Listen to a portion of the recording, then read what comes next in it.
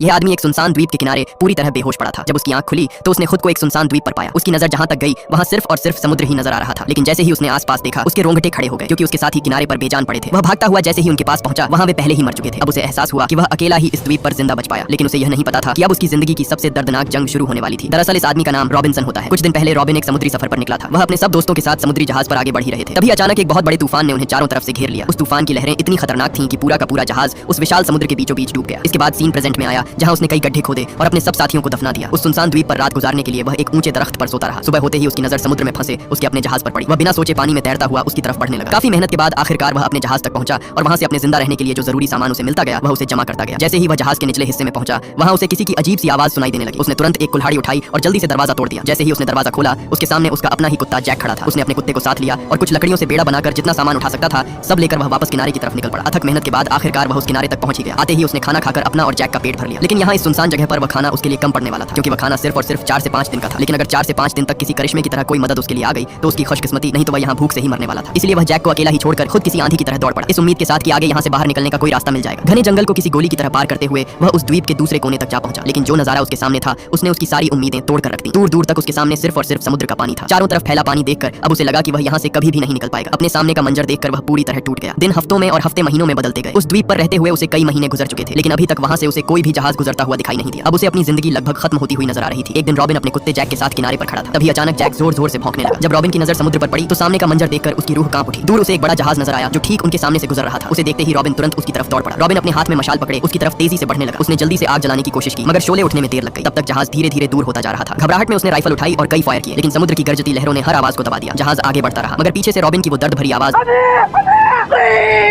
उस जहाज के करीब भी न जा सकी। वो जहाज भी रॉबिन की आखिरी उम्मीद था और अब वह भी उससे दूर जा रहा था। घबराहट में वह सीधा समुद्र में कूद पड़ा। रॉबिन पूरी ताकत से जहाज की तरफ बढ़ने लगा, लेकिन तेज लहरों के सामने उसकी एक न चली और वह उन लहरों के बीच वहीं का वहीं तैरता रहा। वो जहाज इतना दूर हो गया कि सिर्फ एक छोटा सा नुक्ता नजर आने लगा और फिर हमेशा के लिए गायब हो गया। थका हुआ रॉबिन वापस किनारे पर आ गिरा। उसकी उदासी देखकर उसका सबसे करीबी साथी जैक भी जोर जोर से वहां भौंकने लगा, जैसे वह भी अपनी जिंदगी की आखिरी उम्मीद हार चुका हो। रात भर वह आसमान की तरफ देखता रहा, मगर अब उसे बचने की कोई भी उम्मीद नजर नहीं आ रही थी। अब ज्यादा देर वह खुले आसमान में रह तो सकता नहीं था, इसलिए उसने उसी दिन कुछ लकड़ियां जमा करके धीरे धीरे अपने लिए एक छोटा सा ठिकाना तैयार करने लगा। काफी मेहनत के बाद आखिरकार उसने अपनी रात गुजारने के लिए एक आरजी घर बना ही लिया। धीरे धीरे उसकी जिंदगी एक रूटीन में ढल गई। सुबह खाने की तलाश, दिन में घर और आसपास का काम, और शाम को समुद्र के किनारे जैक के साथ बैठकर दूर किसी मदद के आने का इंतजार करता। देखते ही देखते उसे वहां पूरे 6 साल गुजर गए। जैक भी हर पल उसकी जिंदगी का सबसे करीबी साथी बना रहता। जैक एक जानवर जरूर था, लेकिन कभी कभी एक छोटा सा साथी भी अकेले इंसान के लिए किसी करिश्मे से कम नहीं होता। रात जब वह सोता उसे अपनी पत्नी की खूब याद सताती। वह अंदर ही अंदर सोचता कि काश उस दिन वह अपनी पत्नी की बात मान लेता तो आज इस हाल में न होता। एक दिन जब वो दोनों समुद्र किनारे टहल रहे थे, अचानक रोबिन की नजर रेत पर बने एक अजीब से पैर के निशान पर पड़ी। उस पैर के निशान को देखते ही उसे लगा कि शायद यह उसी के पैर का निशान होगा। जब उसने उसे ध्यान से देखा तब उसके होश उड़ गए। जिस पैर के निशान को वो देख रहा था वो किसी अनजान इंसान के कदम का निशान था। रॉबिन ने तुरंत राइफल मजबूती से पकड़ी और आसपास नजर घुमाते हुए आगे बढ़ने लगा। वहीं उसका साथी जैक भी बेचैन नजर आने लगा, जैसे उसे किसी अनजाने खतरे का एहसास हो गया हो। कुछ दूर जाने के बाद उन्हें वहां लकड़ी से बनी कई कश्तियां खड़ी दिखाई दी। साफ था जैसे कोई उन्हें कुछ देर पहले ही यहाँ छोड़कर गया हो। अब सवाल यह था, इस सुनसान द्वीप पर आखिर और कौन मौजूद था? उसके दिल में डर और भी बढ़ने लगा, लेकिन फिर भी रोबिन धीरे धीरे आवाजों की तरफ बढ़ता गया। अपने हाथ में अपनी राइफल थामे उसने एक बड़े दरख्त के पीछे छुपकर जब दूर अपने सामने देखा तो उसकी रूह कांप उठी। सामने लोगों का एक बड़ा झुंड किसी खौफनाक रस्म में मशगूल था। वहाँ कुछ कैद लोग रस्सी से बंधे हुए नजर आ रहे थे। अपने सामने ये देखकर रोबिन समझ गया कि यहाँ कुछ बहुत बुरा होने वाला है। उसने तुरंत अपनी राइफल रीलोड कर ली। जैसे जैसे वो अपने सामने का डरावना दृश्य देखता गया उसका दिल जोर जोर से धड़कता गया। वो जानता था कि अगर वो पकड़ा गया तो उसकी जान भी खतरे में पड़ सकती है। लेकिन फिर उसकी नजर उन कैद लोगों पर पड़ी। उनकी बेचैनी और मदद की उम्मीद ने उसके अंदर की इंसानियत को जगा दिया, क्योंकि वहाँ खड़े आदिवासी एक आदमी को काटने वाले थे। 6 साल की तन्हाई के बावजूद वो किसी बेकसूर को यूं मुसीबत में छोड़ नहीं सकता था। उसने बिना वक्त गंवाए अपनी राइफल उठाई और मौका देखते ही ट्रिगर दबा दिया। एक तेज गोली निकलकर सीधा एक आदिवासी को जा लगी। उसे गोली लगते ही वो खौफनाक रस्म एकदम अफरा तफरी में बदल गई। सब आदिवासी इधर उधर भागने लगे। हर तरफ चीखने चिल्लाने की आवाजें गूंज उठी। इसी भीड़ का फायदा उठाकर एक बंधा हुआ आदिवासी अपनी रस्सी तोड़कर भाग निकला। भागते भागते वो सीधा रोबिन के सामने आ गया। उस आदमी को अपनी ओर आता देख रोबिन घबरा गया। घबराते हुए वो उससे कहने लगा, हम दोस्त हैं, दुश्मन नहीं, मैं तुम्हें कोई भी नुकसान नहीं पहुंचाऊंगा। वो आदिवासी भी अपने हाथ में हथियार लिए उसके पास बढ़ा और एकदम नीचे आकर उसके सामने घुटनों के बल बैठ गया। उसने उसका पैर पकड़ा और सीधा अपने कंधे पर रख दिया, जैसे वो रोबिन को अपना मालिक समझ रहा हो। रोबिन हैरान था। उसे बिल्कुल समझ नहीं आ रहा था कि आखिर ये आदिवासी उसका पैर अपने कंधे पर किस लिए रख रहा है। लेकिन अगले ही पल उसने अचानक रोबिन की राइफल उठा ली। उस आदिवासी ने राइफल उठा तो ली थी, मगर वो उसे चलाना नहीं जानता था। ये देखते ही रोबिन समझ गया कि वो उसे कोई नुकसान नहीं पहुंचाएगा। उसने तुरंत कहा, मेरी गन मुझे वापस दो, मैं तुम्हें कोई नुकसान नहीं पहुंचाऊंगा। जब उस आदिवासी ने उसकी कोई बात नहीं सुनी तब उसने अपने पास रखा बचा कुचा खाना निकाला और नीचे एक पत्थर पर रख दिया। इशारों ही इशारों में रोबिन ने उसे समझाने की कोशिश की कि वो उसकी मदद करना चाहता है। ये देखकर आदिवासी घबराते हुए घूर घूर कर रोबिन की तरफ देखने लगा। जब उसे यकीन हो गया कि सामने खड़ा रोबिन उसे मारने नहीं बल्कि उसकी मदद करना चाहता है, तब वो आदिवासी डरते हुए पास रखे खाने की तरफ बढ़ने लगा। मगर उसी वक्त झाड़ियों से कुछ हमलावर आदिवासी बाहर निकल आए। रोबिन ने मौका देखते ही एक आदिवासी को वहीं पर ढेर कर डाला। लेकिन इस बार रोबिन की खुशकिस्मती थी कि मौके पर वो आदिवासी भी उसकी मदद के लिए खड़ा हो गया। उसने एक ही झटके में वहां मौजूद हमलावर आदिवासी को मौत की नींद सुला दिया। कुछ ही लम्हों में वहां खतरा टल गया। लड़ाई खत्म होने के बाद जब रोबिन ने पीछे मुड़कर देखा तो वो आदिवासी अपने हाथों मारे हुए आदिवासी के शरीर के टुकड़े खा रहा होता है। अपने सामने ये मंजर देखकर उसके रोंगटे खड़े हो गए। उसे समझ आ गया कि जिस आदिवासी की उसने जान बचाई वो कोई आम आदिवासी नहीं बल्कि एक आदमखोर कबीले से ताल्लुक रखता है। रोबिन की घूरती हुई आंखें जब उस आदिवासी ने देखी तो वहीं से वो दुम दबाकर भाग निकला। रॉबिन बिना वक्त गंवाए अपने ठिकाने की तरफ दौड़ पड़ा। वो अपने ठिकाने पर आते ही अपनी हिफाजत मजबूत करने में लग गया। उसने अपनी सुरक्षा के लिए घर के चारों तरफ जाल फैलाना शुरू कर दिए। रॉबिन ने चारों तरफ नुकीली लकड़ियां गाड़ दी, कई जालों और रुकावटों का इंतजाम किया। अपने सबसे खतरनाक हथियार में उसने बहुत सारी गोलियां भर दी ताकि खतरा आते ही वो अपनी जान की हिफाजत कर सके। अपनी जान की हिफाजत के लिए वो कई महीनों तक लगातार एक ही जगह पर छुपा रहा। दिन हो या रात वो हर वक्त चारों तरफ नजर रखता ताकि कहीं आदिवासियों का कोई झुंड उसका शिकार करने उस तक पहुंच न जाए। मगर अजीब बात यह थी कि महीने गुजर गए और किसी भी आदिवासी ने अपना बदला लेने के लिए उस पर हमला नहीं किया। आखिर एक दिन उसने फैसला कर लिया कि अगर खतरा उसके पास नहीं आ रहा तो वो खुद उसका पता लगाएगा। रॉबिन अपने हाथ में अपनी राइफल पकड़े अपने साथी जैक के साथ जंगल की गहराइयों की तरफ निकल पड़ा। धीरे धीरे वो घने जंगल से आगे बढ़ता जा रहा था, लेकिन कुछ ही आगे आने पर अचानक उसका पैर नीचे फैलाए गए जाल पर पड़ गया। उस जाल में फंसते ही वो उल्टा लटकने लगा। अब वो वहां बुरी तरह फंस चुका था। उसका साथी जैक भी डर के मारे उसकी मदद किए बिना ही वहां से उल्टे पैर भाग निकला। रॉबिन वहां अपनी मदद के लिए चिल्लाता रहा, तभी घने जंगल से वही आदिवासी बाहर आ निकला। उसने आते ही रॉबिन को घूरना शुरू कर दिया। उसने डरते डरते रॉबिन की नीचे गिरी राइफल उठा ली। उस अनोखी राइफल को देखकर उस आदिवासी के चेहरे पर ऐसी मुस्कान फैल गई जैसे उसे कोई अनमोल खजाना मिल गया। उल्टा लटका हुआ रॉबिन समझ गया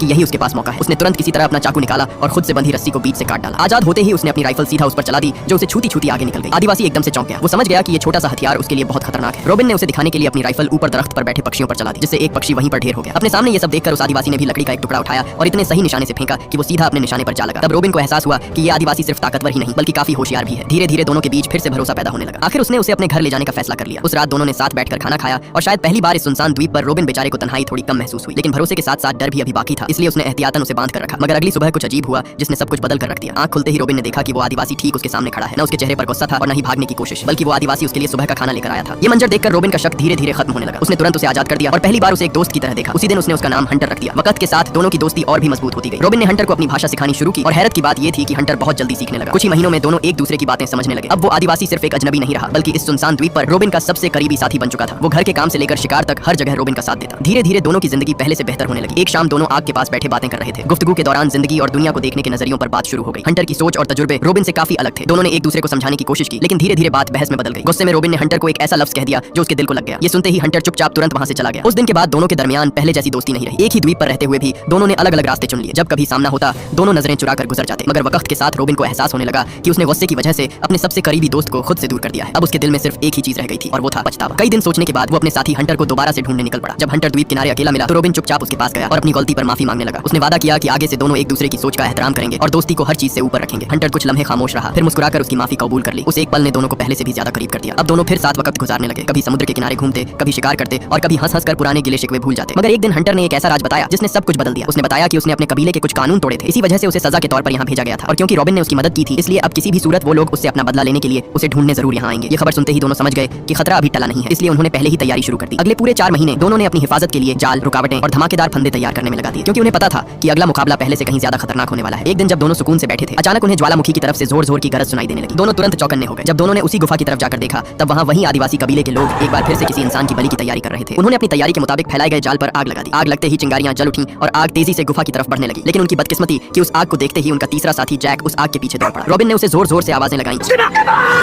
लेकिन तब तक बहुत देर हो चुकी थी। तभी अचानक जोरदार धमाका हुआ और उसका सबसे वफादार साथी जैक हमेशा के लिए उससे बिछड़ गया। अपने सामने अपने साथी को दूर जाता देखकर वो अंदर से पूरी तरह टूट गया। यह सदमा इतना गहरा था कि रॉबिन का दिल पूरी तरह टूट गया, लेकिन न चाहते हुए भी उसने जैक को जमीन में दफना दिया और काफी देर तक उसकी यादों में खोया रहा। सालों से उसका साथ देने वाला उसका वफादार साथी जैक हमेशा के लिए उससे बिछड़ गया, लेकिन मुश्किलें उनके लिए अभी खत्म नहीं हुई थी। हंटर ने उसे समझाया कि अगर कबीले को उसके जिंदा होने की खबर मिल गई तो वो उनका पीछा करते हुए यहाँ तक जरूर आएंगे। तब रॉबिन ने एक नया प्लान बनाया। उसने कहा कि शायद अब वक्त आ गया है कि वो एक बड़ा बेड़ा बनाकर द्वीप से बाहर निकलने की कोशिश करे। लेकिन इस बात ने हंटर को परेशान कर दिया। हंटर इसलिए परेशान हुआ क्योंकि उसे लगा रॉबिन उसे दोस्त नहीं बल्कि गुलाम बनाने की सोच रहा है। पुरानी गुलामी की बातें याद आने से उसको शक हो गया, इसलिए एक बार फिर से दोनों के दरमियान एक नई गलतफहमी जाग उठी और बात इतनी बढ़ गई कि हंटर फिर से उससे दूर हो गया। अब रॉबिन एक बार फिर से तन्हा रह गया। उसने अकेले ही द्वीप छोड़ने की तैयारी शुरू कर दी। दिन रात की मेहनत के बाद धीरे धीरे एक बड़ा बेड़ा तैयार होने लगा। हर लकड़ी, हर रस्सी और हर गिरह में उसकी उम्मीद जुड़ी हुई थी। फिर एक दिन जब रॉबिन अपने काम में मशगूल था, अचानक हंटर उसके सामने आ खड़ा हुआ। इस बार उसके चेहरे पर न गुस्सा था और न ही शिकवा। उसने मुस्कुराते हुए कहा कि वो अपने दोस्त का साथ देने के लिए तैयार है। यह सुनकर रॉबिन को महसूस हुआ कि शायद उनकी दोस्ती हर गलतफहमी से ज्यादा मजबूत थी। हंटर ने अपने हाथों से बनाई हुई एक माला उसे यादगार के तौर पर दे दी और दोनों की दोस्ती फिर से पहले जैसी हो गई। लेकिन अगले ही दिन एक बहुत ही खतरनाक तूफान आ गया। तूफान इतना तेज था कि उन्हें वहां से हिलने का समय तक नहीं मिला। उन्होंने जैसे तैसे करके अपने सब जानवरों को तहखाने लगाया और अपनी बनाई गई कमजोर सी झोपड़ी में छुपकर पूरी रात उस भयंकर तूफान के थमने का इंतजार करते रहे। उस खतरनाक तूफान में उसका बनाया गया बेड़ा भी धीरे धीरे खुलने लगा और तभी अचानक वो बेड़ा फिसलते हुए सीधा पानी में जा गिरा। सुबह जब दोनों अपनी झोपड़ी से बाहर निकले तो पूरा द्वीप तबाह हो चुका था। हर तरफ टूटी हुई लकड़ियां और बिखरे हुए पेड़ पड़े थे। यही नहीं बल्कि उस खौफनाक तूफान में उनके सब जानवर भी मारे जा चुके थे। सबसे बड़ा सदमा यह था कि उनका बनाया हुआ बेड़ा भी सैलाब में बहकर गायब हो चुका था। लेकिन अब उनके पास समय बिल्कुल भी नहीं था, क्योंकि पूर्णिमा की रात धीरे धीरे उनके और भी करीब आती जा रही थी और कबीले के आदमखोर लोग किसी भी समय वापस आ सकते थे। इसलिए दोनों ने मिलकर पूरे द्वीप को एक जंग का मैदान बना दिया। हर जगह छुपी हुई रुकावटें और जाल लगा दिए गए। रॉबिन ने अपने शातिर दिमाग से एक ऐसा हथियार तैयार किया जो छुपकर हमला कर सकता था और हर रास्ता जाल से भर दिया गया। पूर्णिमा की रात रॉबिन ने अपना पूरा रूप बदलकर खुद को कबीले जैसा दिखने वाला आदमखोर बना लिया। फिर उसने अपनी बांसुरी बजाकर उन्हें अपने फैलाए गए जालों की तरफ खींचना शुरू किया। शुरू में सब कुछ प्लान के मुताबिक चल रहा था। जब सब आदिवासी लोग जैक की कब्र के पास पहुंचे, वहां उन्होंने सब कुछ खोद डाला। अपने सामने ये मंजर देखकर उसका गुस्सा फूट पड़ा। जब सब आदिवासी लोग उसकी झोपड़ी के आसपास पहुंचे, उसने तुरंत अपने फैलाए हुए जाल की रस्सी काट डाली और अगले ही पल पूरा मैदान अफरा तफरी में बदल गया। जैसे जैसे सब जाल खुलते गए, सब आदिवासी लोग जालों में फंसते गए। उधर सब आदिवासी जैसे ही उनके घर की तरफ बढ़े, अचानक एक बहुत बड़ा धमाका हुआ। घर के साथ साथ सब आदिवासी वहीं ढेर हो गए। दोनों को लग रहा था अब जीत उनकी है, लेकिन अगले ही पल कुछ आदिवासी लोग घने जंगल से बाहर आ निकले और एक तीर सीधा रोबिन को जा मारा। हंटर से अपने साथी को तड़पता हुआ देखा नहीं गया। उसने तुरंत अपनी कुल्हाड़ी सीधा उस आदिवासी के सर पर दे मारी, जिससे वो वहीं पर खत्म हो गया। उसने तुरंत उसकी छाती से तीर बाहर निकाला और जंगल की तरफ दौड़ पड़ा। उसने किसी तरह करके जंगल से कुछ जड़ी बूटियां ढूंढ निकाली और उसके जख्म भर दिए। मगर रोबिन की बदकिस्मती, पूरे 10 दिन गुजरने के बाद भी उसकी हालत बेहतर होने के बजाय और भी बिगड़ती गई। उसका जख्म इतना गहरा था कि उसके पूरे शरीर में इंफेक्शन फैलता गया। अगर उसका जल्द ही जख्म ठीक न हुआ तो रोबिन की मौत पक्की है। लेकिन उसका साथी अब भी उसके साथ था। उसने फैसला किया कि वह रोबिन को अपने कबीले तक ले जाएगा। डर तो था, लेकिन उसे रोबिन की जान ज्यादा अजीज थी। वो तुरंत रोबिन को लेकर अपने कबीले की तरफ निकल पड़ा। जैसे ही वह वहां पहुंचे, दोनों को घेर लिया गया। वहां मौजूद सब आदिवासी लोगों को लगा रोबिन एक दुश्मन है, क्योंकि उनके कबीले पर कुछ लोग पहले भी हमला कर चुके थे और उस हमले में कई आदिवासी लोगों को पकड़ लिया गया था। इसलिए उन्हें लगा कि वो उनका दुश्मन है। मगर उसकी खुशकिस्मती ये थी कि कबीले के एक कानून के मुताबिक बीमार को मारना मना था, इसलिए उसका वहां इलाज शुरू कर दिया गया। मगर उस इलाज के पीछे उसके लिए एक खतरा भी था। उसी दिन फैसला किया गया कि जब रोबिन पूरी तरह ठीक हो जाएगा, उसे हंटर के साथ एक आखिरी मुकाबला करना होगा। उस मुकाबले में जो भी जीतेगा वही जिंदा बच पाएगा। पूरे 6 दिन बाद वो लम्हा आ ही गया जब रोबिन और हंटर दोनों एक दूसरे के सामने जंग के मैदान में खड़े थे। नीचे उनके तेज आग भड़क रही थी। अगर जरा सा भी हिले तो सीधा आदिवासी लोगों का खाना बनना तय था। अब फैसला दोनों दोस्तों के बीच था, या तो दोनों ही मर जाएं या कोई एक जीतकर जिंदा रहने का फैसला करे। दोनों की सांसें तेजी से धड़क रही थी। तभी अचानक दोनों के बीच मुकाबला शुरू हो गया। दोनों एक दूसरे को हराने में लग गए, लेकिन जख्मी होने की वजह से रोबिन ज्यादा देर तक हंटर के सामने टिक नहीं पाया और अचानक उसके हाथ से उसका चाकू नीचे जा गिरा। अब लड़ने का उसके पास कोई और मौका नहीं था, इसलिए वो हंटर से कहने लगा, मुझे मार दो, मैं अब और जिंदा नहीं रह सकता। लेकिन आगे से हंटर ने उसे मारने से साफ साफ मना कर दिया। लेकिन अगर उसने उसे न मारा तो दोनों का मरना तय था, इसलिए न चाहते हुए भी हंटर उसे खत्म करने के लिए तैयार हो गया। इससे पहले हंटर रोबिन को मार पाता, अचानक हवा में गोली उड़ती हुई सीधा हंटर को जा लगी। गोली लगते ही हंटर रोबिन की बाहों में गिर पड़ा। पल भर में सब कुछ बदल गया। रोबिन का सबसे बड़ा सहारा उसी लम्हे उससे छिन गया। अचानक वहां बड़ी तादाद में वही लोग फिर से आदिवासी लोगों पर हमला कर चुके थे। उन सब लोगों ने पूरा आदिवासी कबीला अपने कब्जे में ले लिया। वक्त गुजरता गया। लगभग 28 साल बाद रोबिन किसी तरह उस द्वीप से बाहर निकल ही आया। उसे जिंदगी वापस मिली और दोबारा अपनी दुनिया में लौट आया। अपनी जिंदगी उसने दोबारा अपनी पत्नी के साथ बसा ली, लेकिन उसके दिल का एक हिस्सा हमेशा उसी द्वीप पर रह गया। आज भी जब वो आग के पास बैठता है तो उसे अपने सबसे वफादार साथी हंटर और जैक दोनों की याद सताती है। वो दोस्त जिसके साथ उसने जिंदगी के सबसे गहरे लम्हे गुजारे थे, हमेशा हमेशा के लिए उसके दिल में उसके साथी हंटर और जैक की यादें एक तस्वीर की तरह जिंदा रह गई। और आखिरकार ये दर्द भरी कहानी यहीं पर खत्म हो जाती है। अगर ये वीडियो आपको अच्छी लगी तो इस वीडियो को लाइक और हमारे चैनल को सब्सक्राइब कीजिएगा।